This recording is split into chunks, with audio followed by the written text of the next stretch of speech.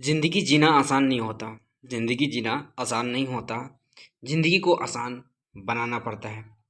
नमस्कार दोस्तों, हिंदी साहित्य लाभ चैनल में आप सभी का फिर से हार्दिक स्वागत है। आज हम पढ़ने वाले हैं यूजीसी नेट में लगी हुई यूनिट 10 में रचना प्रेमचंद घर में है। प्रेमचंद घर में जो रचना है वो प्रेमचंद की धर्मपत्नी द्वारा लिखित सबसे महत्वपूर्ण रचना है जो शिवरानी द्वारा रचित है। इनका प्रकाशन 1944 ईस्वी में होता है। अब डायरेक्ट हम इनकी प्रमुख रचनाओं के सारांश पर आते हैं और यहाँ से क्वेश्चन आता है कि इनमें से किस रचना या किस लाइन, किस पंक्ति सही वक्तव्य है या गलत वक्तव्य है। इस चीज को देखने के लिए मिलता है यहाँ से। प्रेमचंद घर में शिवरानी द्वारा लिखित प्रेमचंद की जीवनी है। क्या है? प्रेमचंद की जीवनी है, जिसका प्रकाशन 1944 ईस्वी में हुआ। इसमें प्रेमचंद के बचपन से लेकर अंतिम दिनों तक 88 घटनाओं का वर्णन है। क्वेश्चन पूछा जा सकता है कितनी घटनाओं का वर्णन है? 88 का। शिवरानी देवी मुंशी देवी प्रसाद की बाल विधवा पुत्री थी। क्या था? मुंशी देवी प्रसाद की बाल विधवा पुत्री थी, जिसका विवाह प्रेमचंद के साथ 1905 ईस्वी में हो गया था। शिवरानी देवी सरल एवं शांत स्वभाव की एक कुशल गृहिणी महिला थी, जो अपने पति के कष्टपूर्ण जीवन में कंधे से कंधा मिलाकर चली। स्वतंत्रता आंदोलन में गांधी जी के आह्वान और स्वरूप रानी नेहरू, पंडित जवाहरलाल नेहरू की माता के संघर्ष से प्रभावित शिवरानी देवी भी स्वतंत्रता आंदोलन में कूद पड़ी। शिवरानी देवी कांग्रेस के साथ हो घर घर, गांव गांव सहायता मांगने हेतु निकल पड़ी। उनके सैनिकों की संख्या 700 से ऊपर हो गया था। शिवरानी देवी की विदेशी कपड़ों की दुकान पर धरना देते हुए 9 नवंबर 1930 ईस्वी को गिरफ्तार कर जेल भेज दिया गया और उन्हें 2 महीनों की सजा हो गई। शिवरानी देवी के जेल जाने पर प्रेमचंद ने कहा था, उनकी इज्जत मेरी आंखों में 100 गुनी बढ़ गई है। ये काफ़ी इंपॉर्टेंट है। ये किसने कहा, किस विषय पर कहा, ये क्वेश्चन पूछा जा सकता है। तो इसमें प्रेमचंद कहते हैं उनकी इज्जत मेरी आंखों में 100 गुनी बढ़ गई है। अपनी पुत्री कमला का कन्यादान स्वयं शिवरानी देवी ने ही किया था। शिवरानी देवी के 2 पुत्र थे, धुन्नु और बन्नू, जो उसका असली नाम श्रीपत राय और अमृत राय। शिवरानी की कुछ रचनाएं चांद और हंस पत्रिका में छपी थी और अपनी पहली कहानी के बारे में बताते हुए कहती है, मेरी पहली साहस नाम से कहानी चांद में छपी थी। इम्पोर्टेंट है, उनकी पहली क्या थी? मेरी पहली साहस, है ना। इनकी इम्पोर्टेंट रचना है जो कि चांद में छपी थी। शिवरानी देवी को इस बात का मलाल हमेशा के लिए रह गया कि वे अपने पति की महानता को उनके मरणोपरांत ही समझ सकी। कहने का मतलब है जब वो जीवित थे, कौन? प्रेमचंद, तो उस समय इन्होंने इसकी ज़्यादा महत्वपूर्ण नहीं समझ पाई। बाद में इनको काफ़ी पछतावा हुआ कि अभी तक हम उनकी जीवन को नहीं समझ पाए और कितने महत्वपूर्ण थे। तो यही होता है दोस्तों जीवन में कि जो चीज़ हम सामने हमारी रहती है तो उस चीज़ को हम समझ नहीं पाते हैं, लेकिन जैसे ही समय बीत जाता है हमारे सामने वो चीज़ नहीं रहती है तो उसका अहमियत हम सभी को पता चलने लगता है। इसलिए हम सभी कोशिश करेंगे हर चीज़ का सम्मान करें, इज्जत करें और उसका ख्याल रखें। कहता है आगे, प्रेमचंद की मृत्यु के समय विलाप करती हुई शिवरानी देवी का यह मार्मिक प्रसंग उल्लेखनीय है।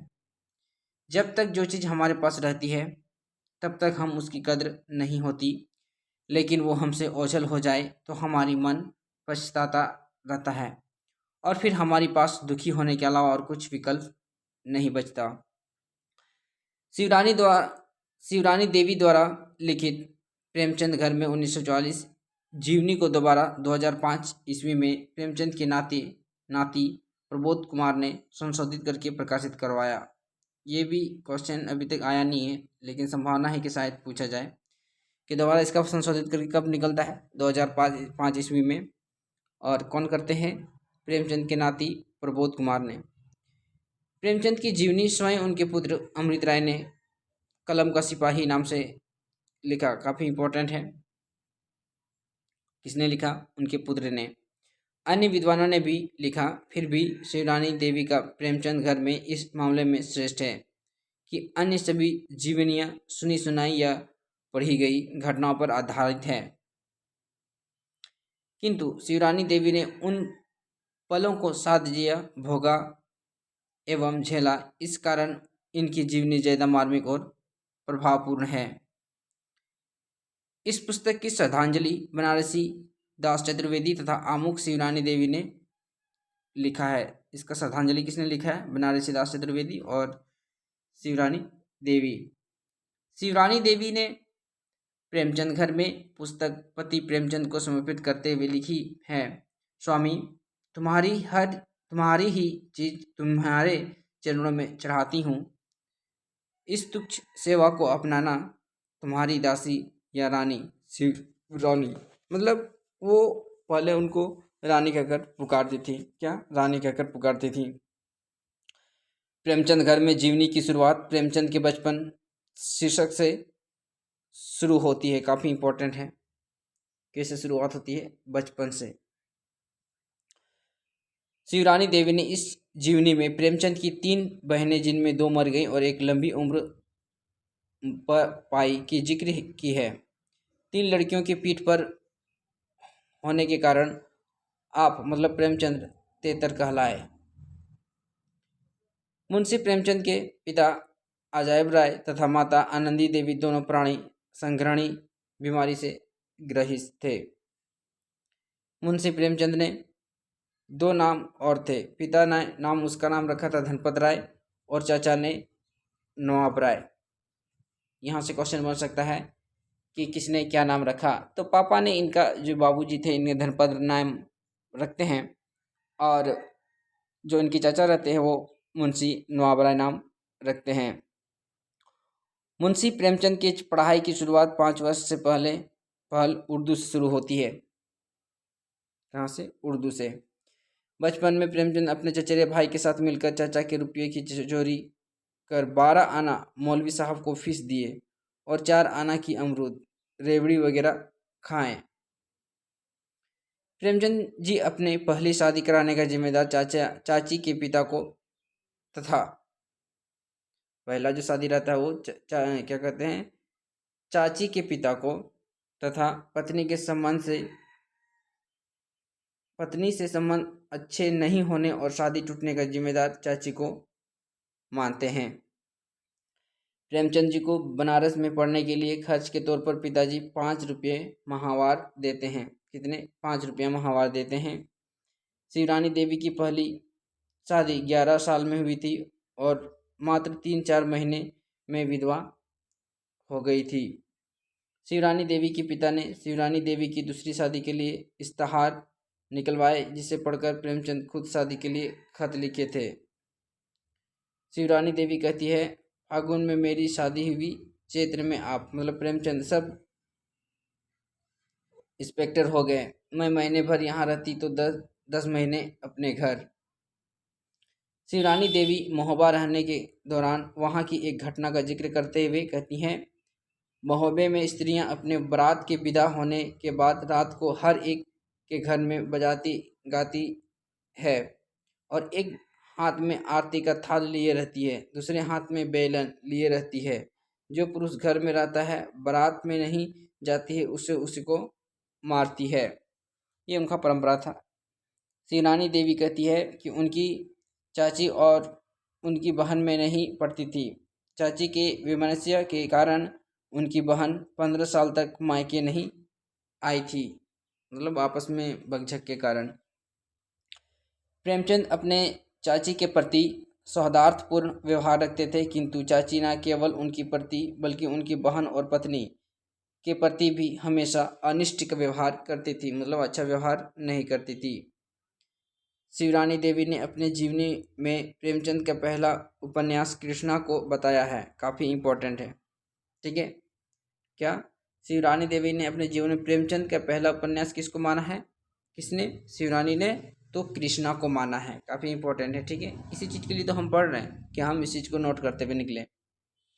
शिवरानी देवी प्रेमचंद के दूसरे उपन्यास और कहानी संग्रह के बारे में बताती हैं। मेरी शादी के साल ही आपका दूसरा उपन्यास प्रेमा निकला, प्रेमा, ठीक है, जिसका नाम आगे चलकर विभव हुआ। मेरी शादी के 1 वर्ष बाद आपका कहानी संग्रह सोजे वतन प्रकाशित हुआ। उस पर मुकदमा भी चला, सोजे वतन है ना, जिसमें 5 कहानी संग्रह संकलित है। प्रेमचंद का सोजे वतन कहानी संग्रह सरकार द्वारा जब्त कर ली गई थी और कलेक्टर ने प्रेमचंद को बुलाकर कहा, अगर अंग्रेजी राज में तुम ना होते तो आज तुम्हारे दोनों हाथ कटवा लिए होते, है ना, मतलब उनको धमकी दी गई। शिवरानी देवी साहित्य के प्रति अपनी रुचि के बारे में कहती हैं, शादी के पहले मेरी रुचि साहित्य में बिल्कुल नहीं थी। उसके बारे में मैं कुछ जानती भी नहीं थी। मैं पढ़ी लिखी नहीं के बराबर थी। आज मैं जिस लायक हूँ वह पति के द्वारा ही। शिवरानी देवी प्रेमचंद की कहानी लेखन के बारे में कहती है, कई वर्षों बाद 1913 ईस्वी के लगभग उन्होंने हिंदी में कहानियाँ लिखना शुरू किया। किसी कहानी का अनुवाद हिंदी में करते हैं। शिवरानी देवी को यह पता था कि उनकी पहली पत्नी मर चुकी है, किंतु बाद में जानकारी होने पर कि वह जिंदा है, पति से उसे लाने की जिद करने लगी है। शिवरानी देवी प्रेमचंद की पहली पत्नी को बुलाने हेतु खुद खत लिखती थी। उस खत में प्रिया बहन संबोधन का प्रयोग की गई थी। ये काफ़ी इंपॉर्टेंट है कि पहली पत्नी को वो किस नाम से संबोधित करती है खत में, तो प्रिया बहन के नाम से। काफ़ी इंपॉर्टेंट है। प्रेमचंद की पहली पत्नी की यह शर्त थी कि अगर वे खुद लेने आएंगे तभी मैं आऊँगी। शिवरानी देवी को यह केथी भाषा में पत्र लिखती थी। ये भी काफ़ी इंपॉर्टेंट है। क्या? केथी भाषा में। ये सब छोटी छोटी बातें हैं, काफ़ी मोटी बातें हैं, क्योंकि एग्जाम में यही से क्वेश्चन बनना ही बनना है। आगे कहता है, हजमा खराब होने पर प्रेमचंद ने 6 महीने की लंबी छुट्टी ली। इस दौरान उन्हें आधा तनख्वाह 25 रुपये मिलती थी, जिसमें 10 रुपये माँ को और 15 रुपये भाई बहन को देते थे। लेखों के पैसों का अपना गुजरा बसारा करते थे। प्रेमचंद गिरते स्वास्थ्य के कारण एक समय सब इंस्पेक्टर की नौकरी, टीचर की छोकरी छोड़ दी। टीचर की नौकरी पकड़ी, मतलब जो इंस्पेक्टर थे उस नौकरी को त्याग पत्र दे देते हैं और टीचर की नौकरी पकड़ लेते हैं। तनख्वाह 40 रुपये मिले थे। सुनना शुरू हो गया। शिवरानी देवी को 2 लड़का 1 लड़की हुई।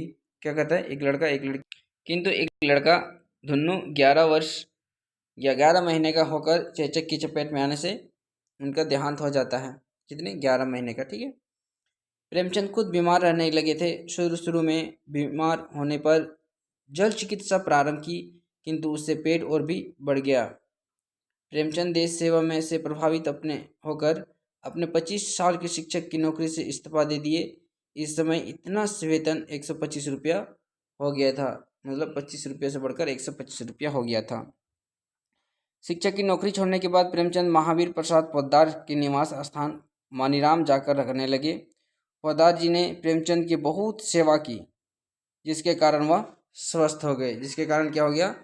स्वस्थ हो गए। प्रेमचंद जी महावीर प्रसाद पोद्दार जी के साझे में चरखे की दुकान खोली, मतलब 50-50 में, बंटवारे में। चरखे देहात से बनकर आते और बेचे जाते थे। मतलब देखिए कहाँ कहाँ से ये लोग गुजरते हैं, तब जाके जीवन बनता है। प्रेमचंद 1.5 साल मर्यादा पत्रिका के में रहने के बाद विद्यापीठ में 135 रुपये वेतन पर हेडमास्टर की नौकरी पकड़ ली। शिवरानी देवी की कहानी साहस सन 1924 ईस्वी में चांद पत्रिका में छपी थी और इस कहानी में पुरुषों पर कटाक्ष किया गया है। किसमें? साहस। 1924 ईस्वी में जो चांद पत्रिका प्रकाशित होती है उसमें पुरुषों पर कटाक्ष व्यंग किया गया है। अपनी साहसी कहानी को मजाक बताने पर शिवरानी देवी से प्रेमचंद ने कहा, पुरुष तो अपनी खोपड़ी सहला रहे हैं, तुम मजाक बतला रही हो। ये भी इम्पोर्टेंट है। ये किस रचना के विषय में कहते हैं? तो साहस रचना के विषय में। साहस कहानी की छपने के 45 महीने बाद एक पंजाबी व्यक्ति ने प्रेमचंद से कहा था, क्या आपने इस कहानी खुद लिखकर देवी जी के नाम से छपवाई? इस कहानी का जवाब हंस की चाल कौवा नाम से एक सज्जन लिख रहे हैं। मतलब इस विषय पर वर्णन हो रहा है या चर्चा हो रही है, किस पर? साहस पर। सन 1924 ईस्वी में बाजार में चरपाई खरीदने के क्रम में 3.5 साल का उनका प्रेमचंद लड़का बन्नू कहीं खो गया था। बड़ी मकसद से मिला, 3.5 ईयर्स का था। शिवरानी देवी के यहाँ कहने पर कि यहाँ सैकड़ों आदमी गाय के पीछे प्रतिवर्ष कुर्बान होते हैं, पर प्रेमचंद कहते हैं वह गाय के पीछे नहीं कुर्बान होते, बल्कि वे अपने कुरीदन के पीछे कुर्बान होते हैं। उनके अंदर जो कुरीदन है रहती है, उसी का मौका पाकर दोनों निकालना चाहते हैं। ये उसके विषय में कहते हैं। शिवरानी देवी के यह पूछने पर कि आप किस मजहब को अच्छा मानते हैं, प्रेमचंद कहते हैं, मेरे लिए कोई मजहब नहीं, राम रहीम बुद्ध ईसा सभी बराबर हैं। इन सभी महापुरुषों ने जो कुछ किया सब ठीक किया, उनके अनुयायियों ने उससे उल्टा किया। कोई धर्म ऐसा नहीं कि जिसमें इंसान से हैवान होना पड़े। इसी से मैं कहता हूँ मेरा कोई खास मजहब नहीं है, सबको मानता भी हूँ। इस तरह के जो भी नहीं हैं उनसे मुझे कोई मोहब्बत नहीं, यही मेरी धर्म समझो। मतलब एक प्रकार से शिवरानी पूछती है प्रेमचंद से। गणपत राय के साहित्य से प्रभावित होकर गवर्नर हेली साहब उन्हें राय साहिबी का खिताब देना चाहते थे, किंतु प्रेमचंद ने उसे अस्वीकार कर देते हैं। क्या कर देते हैं? अस्वीकार कर देते हैं।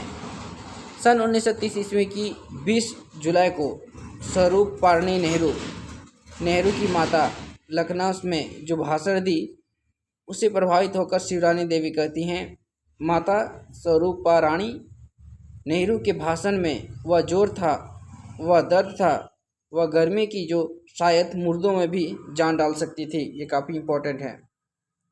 मुझे जैसे मुर्दा दिली को भी कुछ गर्मी मिली और मैंने अपने कर्तव्य की तरफ कदम बढ़ाया। सन 1931 ईस्वी के नवंबर महीना 11वीं तारीख को शिवरानी देवी को अंग्रेजों द्वारा गिरफ्तार कर लिया गया। गाड़ी पर ले जाता हुआ एक भारतीय सिपाही ने रोते हुए कहा था, दुख तो इस बात का है कि जिन माताओं और बहनों की हमें पूजा करनी चाहिए थी, उन्हीं को आज हम पापी पेट के लिए जेल भेज रहे हैं।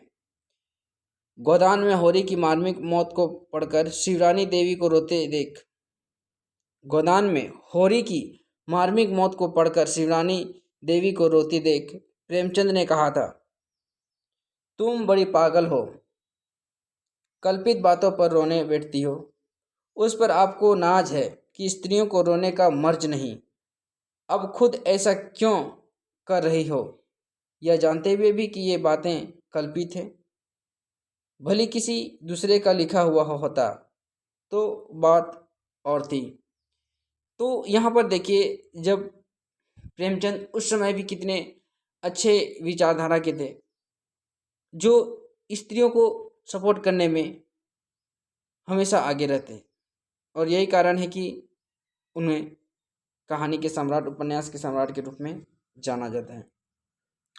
शिवरानी देवी ने नौकर के बारे में प्रेमचंद के विचार को व्यक्त करते हुए कहा है, काफ़ी इम्पोर्टेंट है, कि उनका सिद्धांत था कि नौकर को नौकर मत समझो, नौकर को नौकर मत समझो। नौकर तो अपना एक मददगार होता है। क्या होता है? एक मददगार होता है। तुमको नौकर की ज़रूरत होती है और नौकर को तुम्हारी, दोनों एक दूसरे की ज़रूरत होती है, ऐसे ही समझना चाहिए। काफ़ी इंपॉर्टेंट लाइन है, क्वेश्चन पूछा जा सकता है कि किस रचना से उद्धृत है। शिवरानी देवी प्रेमचंद के गुस्से के बारे में कहती है कि उन्हें जीवन में मात्र 2 बार गुस्सा आया। कितनी बार? 2 बार। एक बार अपने पुत्र धुन्नु पर और एक बार मेरे ऊपर। शिवरानी देवी इस जीवनी में प्रेमचंद के बीच होते हुए उस वार्ता का भी जिक्र किया है जिस पर आगरा के कवि सम्मेलन में हरिओत जी को कुशब्द कहा गया था। अगस्त 1936 ईस्वी में गोरकी की मौत पर प्रेमचंद जी ने तबीयत खराब रहने की स्थिति में भाषण लिखा था। क्या? गोरकी के मतलब उस समय के जो प्रशासन थी उसकी मौत पर। शिवरानी देवी कहती है कि उन्हें खुद की पहली 25 जून 1936 को हुई, कि फिर 25 जुलाई को हुई। प्रेमचंद लखनऊ में जिस हकीम से इलाज करवाने गए थे उसके बारे में शिवरानी देवी उन्हीं के शब्दों में कहती हैं कि ऐसे मुसलमान पर हजारों हिंदू कुर्बान हो सकते हैं। उसने जैसे मेरी सेवा की उसकी तारीफ मैं क्या करूं। मैं अच्छा हो गया तो उनकी सेवा मैं करूंगा। ये उनकी सेवा का क्या करते हैं, एक प्रकार से वचन देते हैं कि अगर मैं उनकी तारीफ क्या करूं, अगर वो सेवा से ठीक हो जाते हैं तो मैं उनका सेवा करूंगा। प्रेमचंद मरने से कुछ समय पूर्व अपने जाने की तैयारी और दुनिया के लिए दुआ कर रहे थे कि शिवरानी देवी के शब्दों में उस वक्त एक मिसरा खुद पढ़ रहे थे, खुश रहो अहले वतन, हम तो सफ़र करते हैं, ये उर्दू शब्द है, तथा दुनिया की दुआ कर रहे थे और अपने जाने की तैयारी कर रहे थे। फिर खुद कहने लगे दुनिया की सब नेमतें रहेंगी पर हम नहीं रहेंगे। ये जो इनकी पंक्ति है काफ़ी इम्पोर्टेंट है एग्जाम की दृष्टि से। कहती हैं प्रेमचंद अपनी पत्नी में माँ का हृदय पाते हैं। किसका, ये क्वेश्चन पूछा जा सकता है। माँ का हृदय पाते हैं। यही कारण है कि पहली शिवरानी देवी को श्रद्धापूर्ण सलाम किया करते थे। शिवरानी देवी जब इस सलाम के बारे में उनसे पूछती तो उन्हें कहा था उम्र रिश्ता या पदवी कोई चीज़ नहीं। काफ़ी इम्पोर्टेंट है, उम्र रिश्ता या पदवी कोई चीज़ नहीं है, मैं तो हृदय देखता हूँ। क्या देखता हूँ? हृदय। और तुम्हारा हृदय माँ का हृदय है। जिस प्रकार माता अपने बच्चों को खिला पिला कर खुश होती है उसी प्रकार तुम भी मुझे देखकर प्रसन्न होती हो, इसलिए अब मैं हमेशा तुम्हें सलाम किया करूँगा। काफ़ी इम्पोर्टेंट है। शिवरानी देवी उनकी अंतिम सलाम के बारे में कहती हैं हाय, मई 1936 ईस्वी में उन्होंने स्नान करके नई बनियान पहनी थी और मुझे सलाम किया था। यही उनका अंतिम सलाम था। जीवन के अंतिम क्षणों में एक और स्त्री के बीच के संबंध के बारे में शिवरानी देवी से बताते हुए प्रेमचंद जी ने कहा था मैंने अपनी सहेली स्त्री के जीवन काल में एक ही और स्त्री पर रख छोड़ी थी, तुम्हारे आने पर भी उससे मेरा संबंध था। प्रेमचंद को अंतिम घड़ी में बेहोशी हुई, जोरों का पखाना हुआ। शिवरानी देवी उसे साफ करने के लिए बढ़ी कि उनके भाई ने हाथ पकड़कर कहा बहन अब वे नहीं रहे। शिवरानी देवी इस जीवनी के अंतिम उद्धरण में उनकी मृत्यु और इस जीवनी के बारे में कहती हैं मैं खुलकर रो पड़ी और तभी से आज तक रो रही हूँ। अब मुझे किसका डर रहा पाठकों, आगे अब मुझसे लिखा नहीं जा रहा है। अब मेरी सारी जिंदगी रोने के लिए ही बची रही है। मैं ना कोई लेखिका हूँ ना कोई कलाकार। इस रचना के पाठकों का जरा भी लाभ हो सका तो मैं अपने को धन्य मानूंगी। और यहाँ पर क्या कहता है कि ये जो जीवनी रहती है यहीं पर समाप्त हो जाती है। थोड़ा सा इनका मुख्य कथन देख लेते हैं जो काफ़ी इंपॉर्टेंट है एग्जाम की दृष्टि से। स्त्री में स्त्रीत्व नहीं बल्कि मातृत्व होना चाहिए। काफ़ी इम्पोर्टेंट है। इसको नोट नहीं तो क्या नोट किया है ना, इसको आपने अगर नोट नहीं किया तो क्या नोट किया। कहते हैं स्त्री में स्त्रीत्व की ही नहीं बल्कि मातृत्व होना चाहिए। जब तक वह भाव ना हो, जब तक किसी का प्यार पालन कुछ भी संभव नहीं है। प्रेमचंद। जो जितना दूर रहता है उसे उतने ही देखने के लिए दिल कौतूहल होता है। औरत हमेशा पुरुषों को से तेज रहती है। मरे को मारे सह मदार, बड़े से दबना, छोटे को दबाना, छोटे को दबाना, यह तो उसका कोई अच्छी बात नहीं। अजी तुम्हारे साथ पहले से ही मेरी शादी हुई होती तो मेरा जीवन इससे आगे होता। ये सब क्या प्रेमचंद सब कहते हैं। कहते हैं जब तक इंसान अंधेरी रात ना देखे तब तक रोशनी की वक्त उसे कैसे मालूम हो कि अब सुबह होने वाली है या रोशनी होने वाली है। कौन कहते हैं? शिवरानी कहती है। किससे? प्रेमचंद से।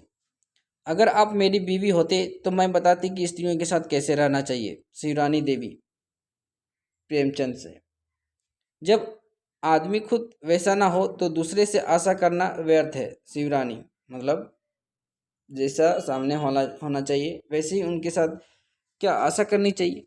अगर वैसा मान लीजिए व्यवहार में नहीं रहता आदमी और अगर उसका हम आशा करते हैं अच्छाई का तो ये क्या है, व्यर्थ ही है ना। कौन कहते हैं, शिवरानी कहती है, अफसर बनकर इंसान इंसान नहीं रह जाता, ईश्वर मुझे इससे हमेशा दूर रखे। प्रेमचंद काफ़ी इंपॉर्टेंट है। प्रेमचंद कहते हैं जो जैसा करता है वैसे ही भोगता है। शिवरानी देवी काफ़ी इंपॉर्टेंट है। माँ का मरना जैसे मुझे खलता है वैसे ही भी खलता होगा, मतलब उन्हें भी, मतलब शिवरानी को। ना मैंने अपनी माँ की सेवा की और ना बहन की। प्रेमचंद जब आदमी खुद अपने पैरों पर खड़ा होता है उसी की मदद खुदा भी करता है। प्रेमचंद काफ़ी इंपॉर्टेंट है। जिसको इंसान समझे कि जीवित है वही जीवित है, जिससे समझे मर गया वह मर गया। ये प्रेमचंद का अपना विचारधारा यहाँ पर बताते हैं। यह हिंदुस्तान है। क्या है, हिंदुस्तान है। कलम के बल पर रोटियां चलाना बहुत ही मुश्किल है। मतलब आप टीचर बनकर या फिर शिक्षक बनकर रोटियां चलाना बहुत मुश्किल है। सही बात है, काफ़ी इंपॉर्टेंट है ये लाइन। ज़रूरतों का गुलाम होना ठीक नहीं, ज़रूरतों का गुलाम होना ठीक नहीं, शिवरानी का कथन है। दिल्ली कितनी भी उजड़ जाए देहात तो रहेगी ही। शिवरानी देवी काफ़ी इंपॉर्टेंट है। आदत की कोई दवा नहीं होती। शिवरानी देवी आदत की कोई दवा नहीं होती। जिस धर्म में रहकर लोग दूसरे का छुआ पानी नहीं पी सकते उस धर्म में मेरे लिए गुंजाइश कहाँ। मेरी समझ में नहीं आता कि हिंदू धर्म किस पर टिका हुआ है। प्रेमचंद काफ़ी इंपॉर्टेंट है। हिंदू धर्म में सबसे ज़्यादा स्त्रियों को ही चौपट कर रहा है। क्या कहता है कि हिंदू धर्म सबसे ज़्यादा स्त्रियों को ही चौपट कर रहा है। जरा सी गलती स्त्री से भी उन्हें हिंदू समाज से बहिष्कृत किया। सबसे ज़्यादा हिंदू स्त्रियों को चखलाने में हैं। 8 करोड़ मुसलमान बाहर के नहीं हैं, घर के ही हैं। ये सब तुम्हारी ही बहनें हैं। और मैं यह भी कहता हूँ कि ऐसे तंग धर्म में रहना भी नहीं चाहिए। प्रेमचंद का कथन है। जो गाय के पीछे प्राण देते हैं वही हिंदू अपने माँ बाप को रोटियां नहीं दे सकते। जो आदमी गाय के पीछे अपना प्राण देते हैं वे हिंदू अपने माँ बाप को रोटियां नहीं दे पाते हैं। वही हिंदू घर की बेटी बहनों को निकाल देते हैं। यह क्या इंसानियत से दूसरे दूर करने वाली बात नहीं है। फिर भी लोग नाच से कहते हैं गौ हमारे पूजने की चीज़ है। जो माँ को रोटी ना दे सके गाय को क्या चारा देगा। काफ़ी इम्पोर्टेंट एग्जाम की दृष्टि से। अधिकार भी बड़ी महंगी चीज़ है। बलिदान करो ना उसके लिए। दया से कोई चीज़ नहीं मिल भी जाए तो अच्छा नहीं, और अस्थाई भी नहीं होती। अपने पुरुष से ली हुई चीज़ें अच्छी होती है। मतलब आप क्या करते हैं, किसी से लेते हैं या बलिदान करते हैं या दया से लेते हैं तो क्या करते हैं, एक प्रकार से कर्ज हो जाता है। जब स्त्रियां अपने को पुरुष से अलग समझने लगेंगी तो याद रखो संसार भयंकर हो जाएगा। क्या हो जाएगा, संसार भयंकर हो जाएगा। प्रेमचंद जो जितना बड़ा होता है वह उतना ही गंभीर होता है। उसी के ऊपर दुनिया टिकती है। जो जितना बड़ा होता है वो उतना गंभीर होता है। स्त्री पुरुष का अलगोछा कैसा, स्त्रियों के अलगाव में तो हम जीवित भी नहीं रह सकते। प्रेमचंद का कोटेशन है। मैं तो यहाँ तक समझता हूँ कि कोई पुरुष बिना स्त्रियों के कुछ भी नहीं कर सकता। जब तक स्त्रियों का हाथ किसी काम में ना लगेगा तब तक कोई भी काम पूरा ना हो सकता। जब घर घर की स्त्रियां पुरुष हिंदुस्तान की तरक्की में लगेंगी तभी कल्याण होगा। क्या होता है, तभी कल्याण होगा। जो अपने को बलिदान कर दूसरे को गर्व बढ़ाता है उसका गर्व क्या है, मान्य है। आजकल भी उन्नति का मूल कारण देवियाँ ही हैं। अगर 100 में 100 बुरे पुरुष निकलेंगे तो स्त्रियां महज 5 निकलेंगी। ये प्रेमचंद का मानना है, कथन है। इस श्रद्धा और प्रेम साथ साथ नहीं चल सकते। श्रद्धा और प्रेम साथ साथ नहीं चल सकते। श्रद्धा सिर झुकाती है, प्रेम हृदय लगाता है, गले लगाता है। मतलब शायद यही बात है कि दोनों साथ साथ नहीं चल सकता। शिवरानी काफ़ी इंपॉर्टेंट है, क्वेश्चन पूछा भी गया प्रीवियस क्वेश्चन में। क्या कहता है, श्रद्धा और प्रेम साथ साथ नहीं चल सकते। श्रद्धा सिर झुकाती है, प्रेम हृदय लगाता है। शायद यही बात, दोनों साथ साथ नहीं चल सकता। शिवरानी का कथन है। भाई के साथ दया का प्यार था, लड़के के साथ खून का प्यार है। भाई दूसरे का लड़का था, लड़का अपने ही खून से है। प्रेमचंद। जवान लड़कों के भगाने पर नहीं रोना चाहिए, लड़की भी तो नहीं है कि बदनामी होगी। प्रेमचंद का कथन है। जिसको आदमी कर्तव्य समझ लेता है, उसको करने में मनुष्य को कुछ भी तकलीफ नहीं होती। इन कामों को अपने आदमी सबसे ज़्यादा जरूरी समझता है। क्या करता है? अपने जरूरी समझता है। कहता है लेखक हिंदुस्तानी या यूरोपियन नहीं देखा जाता, वह जो लिखेगा उससे सभी को लाभ होता है। प्रेमचंद। लेखक जो तपस्या करता है उससे जनता का कल्याण होता है, वह अपने लिए कुछ भी नहीं कर सकता। प्रेमचंद। जिस चीज़ को आदमी अपनाता है, विश्वास करता है, अगर उसे किसी का अविश्वास हो जाता है तो दिल में एक क्रांति सी पैदा हो जाती है। क्या? दिल में एक क्रांति सी पैदा हो जाती है। शिवरानी का कथन है। मरता हुआ आदमी कहीं दही चाट कर स्वस्थ हुआ है। ये क्या है? एक प्रकार से व्यंग है। प्रेमचंद कहते हैं सच है धरती सभी को खा जाती है, पर धरती कोई नहीं खा पाता। शिवरानी का कथन है। उपदेश की फटकार बहुत जरूरी होती है। उपदेश की फटकार बहुत जरूरी होती है। यह फटकार अपने को पहचानने की ताकत देती है। उपदेश की फटकार काफ़ी जरूरी होती है और फटकार अपने आप में पहचानने की ताकत देती है। प्रेमचंद। चाहे इंसान और कुछ न चाहे, पर प्यार तो चाहता ही है। इन दोनों के पीछे आदमी जो भी लुटा दे थोड़ा है। ये अंतिम वाक्य के साथ ये इम्पोर्टेंट रचना मतलब जीवनी समाप्त होती है। अगर ये दोस्तों आपके लिए इम्पोर्टेंट है, लाभदायक है, तो please like comment and subscribe जरूर कर दें, ताकि मुझे भी मोटिवेशनल मिलते रहे और मैं ऐसे इसी महत्वपूर्ण वीडियो आप सभी के बीच लाता रहूं। मिलेंगे दोस्तों जल्द ही एक नए टॉपिक के साथ। तब तक के लिए